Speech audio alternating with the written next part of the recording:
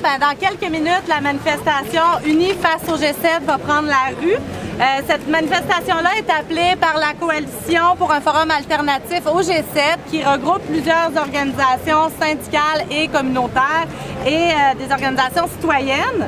Alors aujourd'hui, on prend la rue pour exprimer notre refus des politiques néolibérales mises de l'avant par les pays membres du G7, des politiques qui accentuent les inégalités sociales, des politiques d'austérité budgétaire, des politiques de déréglementation, des politiques de privatisation des services publics et des programmes sociaux, des politiques qui accentuent les inégalités, qui touchent plus durement les plus pauvres de notre société, particulièrement les femmes, les personnes racisées, des politiques qui s'attaquent à notre filet social, énormément mis à mal dans les dernières années. Ça nous coûte très cher, le coût est très élevé pour la sécurité, entre autres, pour empêcher les gens de s'exprimer, et alors que cet argent pourrait être utilisé de manière bien meilleure pour les besoins réels de la population. Alors la question qu'on peut se poser, c'est pourquoi poursuivre? Pourquoi continuer avec le G7?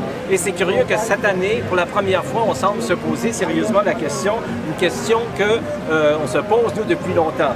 Alors, on observe que dans ce G7, comme dans les autres précédents, il n'y a rien sur les inégalités sociales, alors que le problème des inégalités sociales est certainement un des plus grands qui existent actuellement, qui sont en constante croissance d'année en année depuis la création du G7 et qu'on semble toujours rien faire là-dessus.